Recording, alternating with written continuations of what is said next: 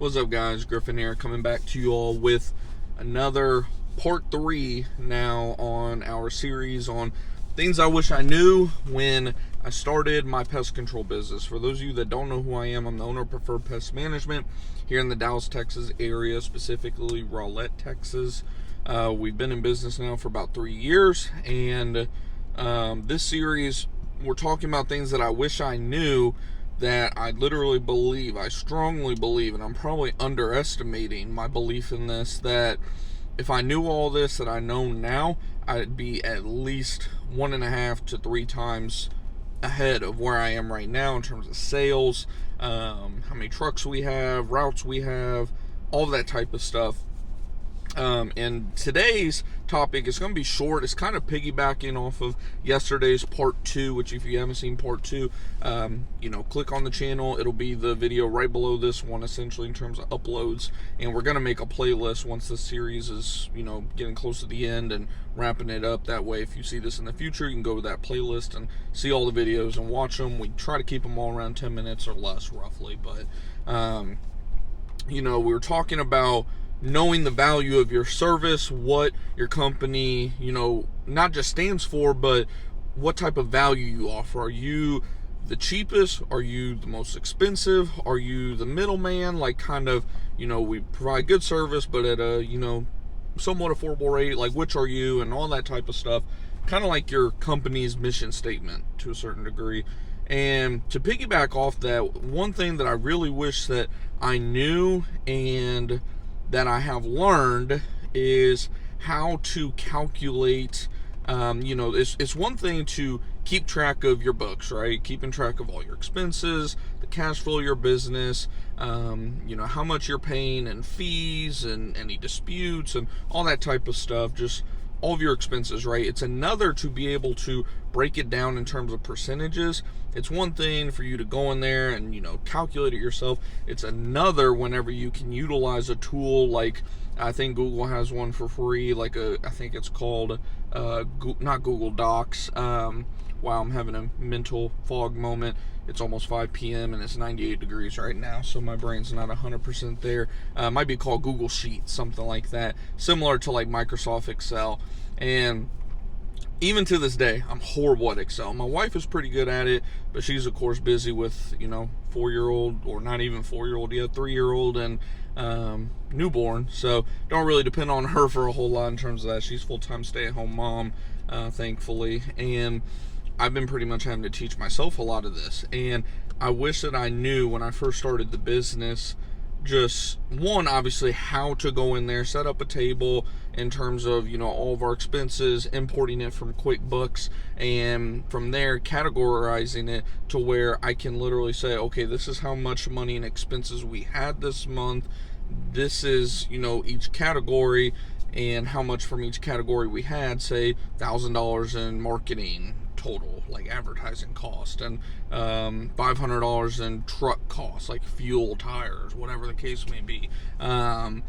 Just categorizing all that, and then from there seeing it in terms of the percentages, so then you can see and compare to other pest control companies, because there are a lot of talks amongst the pest control groups about what would you say your average percentage of expenditures is on advertising, or on employee costs, or on chemicals, obviously a big one every year.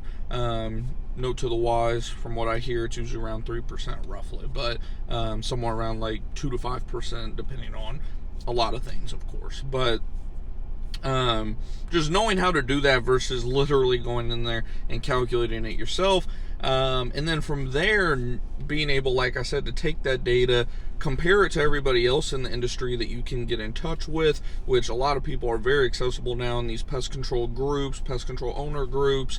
There's a lot of information online with like PCT magazine and a bunch of these other pest control related websites and blogs.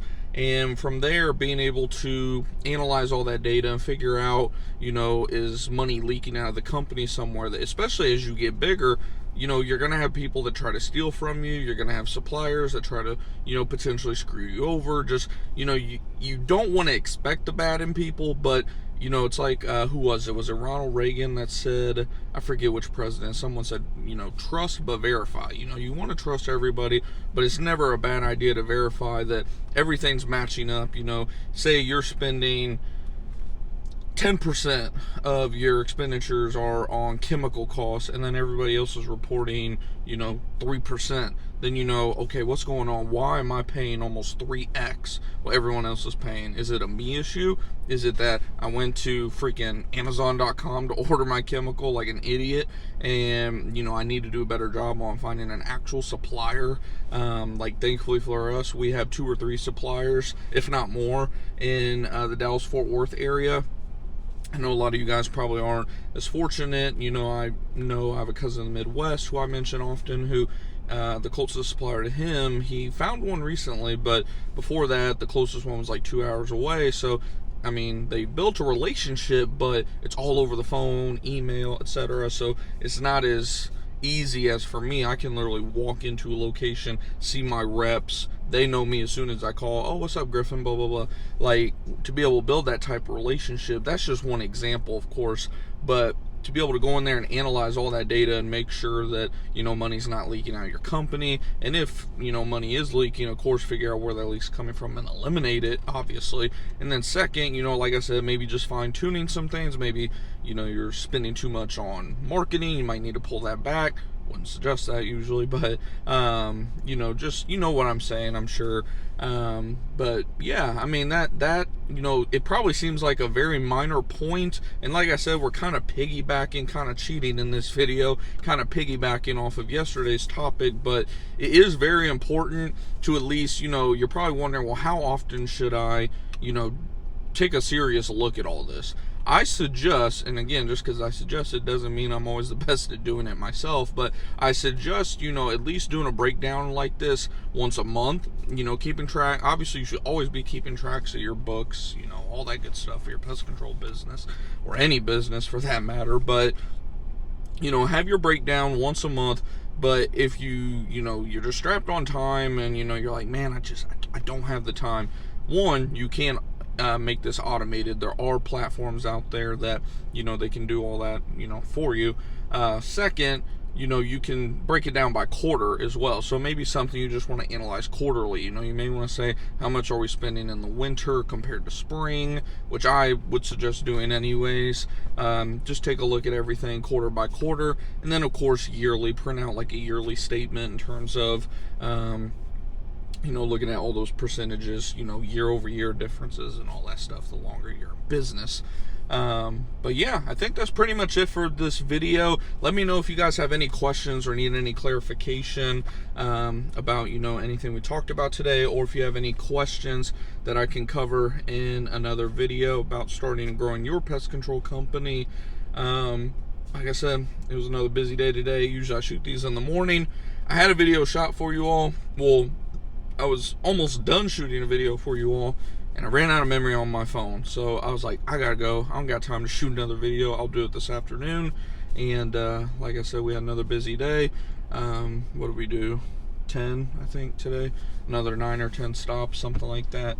All over the place today, too. Drove probably 100 miles roughly, which is a lot for me. Let me know, too, in the comments, how, in terms of your route, how much do you guys drive for your pest control route, for your pest control business? You know, what's the most, what's the minimum? My minimum is usually 5 to 10 miles in a day. I know it sounds like you're going right down the street. Pretty much am. I have a lot of customers who are, you know, within about a 1 to 2 mile radius of our company, perks of the local SEO, right? And then I have occasionally a day like today where I'll drive, you know, 100 miles, but that doesn't happen too often. But yeah, hopefully you guys are having a great week. Keep on going out there, making the money. I don't know if you all realize, notice I brought out the green shirt for you all. It's a little wrinkly. Been a rough day for sure in terms of sweating my butt off. Like I said, it's about 100 degrees right now, so it's reading 97 right now at 4:45 in the afternoon.